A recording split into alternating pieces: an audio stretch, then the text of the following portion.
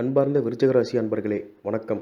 உங்கள் ராசிக்கு சகோதரஸ்தானாதிபதியும் சுகஸ்தானாதிபதியுமான ஸ்ரீ சனி பகவான் இதுவரை உங்கள் ராசிக்கு முதல் ராசியும் ஜென்ம ராசியுமான விருச்சிக ராசியில் தனது சஞ்சாரத்தை முடித்துக்கொண்டு உங்கள் ராசிக்கு 2ஆம் இடமும் குடும்பஸ்தானமுமான தனுசு ராசிக்கு பயிற்சியாகிறார்.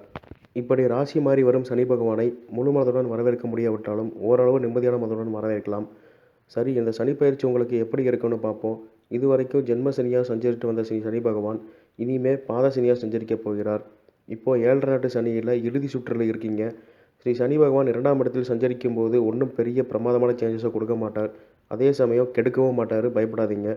விரைய சனியிலும் ஜென்ம சனியிலும் விழுந்த பிறகு தான் பாத சனியில் எந்திரிப்பீங்கன்னு ஜோதிட சுவடிகள் சொல்லுது. சனி பகவானோட சிக்கல் சிரமமான பலன்கள் முடிஞ்சே போச்சு. அதனால் நீங்கள் இனி கவலையோ கலக்கமோ பட வேண்டியதில்லை.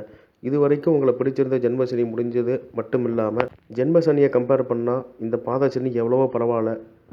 ஜென்ரலாகவே பாதிப்பை விட நன்மையே செய்வார்.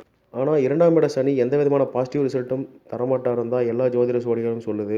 இதுவரைக்கும் உங்களுக்கு 7.5 சனியில் ஜென்ம சனியாக இருந்து பலவித சங்கடங்களை கொடுத்த சனி பகவான் இப்போது 7.5 சனியில் கடைசி பகுதியாக நடந்து புதுவிதமான கஷ்டத்தை தருவார்னு தான் சொல்லணும். முயற்சிக்கும் காரியங்களில் நல்ல பலன்கள் கிடைக்கும். இதுவரைக்கும் இருந்த சோதனைகளும் கஷ்டங்களும் இருக்காது.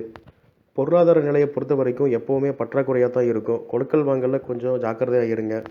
சனி பகவானின் 3ஆம் பார்வை உங்கள் சுகஸ்தானத்தில் பதிவதால் தாயுடன் பகைமை உண்டாகும். தாய் வழி உறவுகளில் பிரிவு ஏற்படும். வீடு, சொத்து, வாகனம் இருந்தால் அவற்றால் தொல்லைகள் உண்டாகும். அலைச்சல் அதிகரிக்கும். நேரத்திற்கு உணவு உண்ண முடியாமலும் உறங்க முடியாமலும் போகும். மொத்தத்தில் நிம்மதி கெடும். சனி பகவான் 7ஆம் பார்வையாக உங்கள் ஆயுள் ஸ்தானத்தை பதிவதால் பல்வேறு இடர்பாடுகளை குடும்பத்தில் ஏற்படுத்துவார். தம்பதிகளிடையே கருத்து வேறுபாடு ஏற்படும். ஊர் விட்டு ஊர் செல்லும் நிலை, சமூகத்தில் அவமதிப்புக்குள்ளாக நேரிடும். எச்சரிக்கையுடன் இருங்கள். ஆனால் சனி பகவானின் 10ஆம் பார்வை உங்கள் லாபஸ்தானத்தில் பதிவதால் உங்களுக்கு பல்வேறு நன்மைகள் உண்டாகும். அதிர்ஷ்டம் கை கொடுக்கும். பல வகையான வருவாய் வரக்கூடும். பெண்களால் வசதி அதிகரிக்கும். வீட்டில் மகிழ்ச்சியும் ஆனந்தமும் பெருகும். இடமாற்றம் போன்றவை நிகழும். இவையெல்லாம் 2ஆம் வீட்டில் சஞ்சரிக்கும் சனி பகவானால் ஏற்படும் பொது பலன்களே. அவரவர் ஜாதக பலம் பெற்று இருப்பவர்களுக்கு மாறுபடும். இடத்துல சனினா அது வாக்குஸ்தானம்னு சொல்லுவாங்க.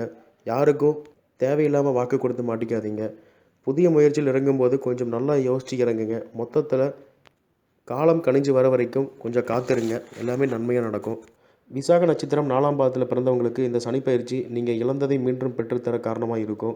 மழை விட்டும் தூவானம் விடலைங்கிற மாதிரி தான் இருக்கும். கொஞ்சம் பொறுமையாக இருங்க. எல்லாம் கைகூடி வரும். அனுஷ நட்சத்திரத்தில் பிறந்தவங்களுக்கு இந்த சனிப்பயிற்சி விட்டதை பிடிக்கவும் புதிதாக பிடிக்கவும் உதவி செய்வார் என்றாலும் கொஞ்சம் பொறுமையாக இருந்தால் தான் பெருமை கிடைக்கும். கேட்டை நட்சத்திரத்தில் பிறந்தவங்களுக்கு இந்த சனிப்பயிற்சி ஒரு வகையில் நிம்மதியை தரும். அதே சமயம் புதிய முயற்சி செய்யும்போது அதிக கவனமாக இருங்க. பரிகாரம்: நேரம் கிடைக்கும்போது குச்சனூர் ஸ்ரீ சனி பகவான் கோயிலுக்கு போயிட்டு வாங்க. நேரம் இல்லாதவங்க அருகில் இருக்கிற சனி பகவானை கும்பிடுங்க. முடிஞ்சால் சனிக்கிழமை ஆஞ்சநேயருக்கு விளக்கு போட்டு தரிசனம் பண்ணுங்கள். வெற்றி எளிதாக கிடைக்கும்.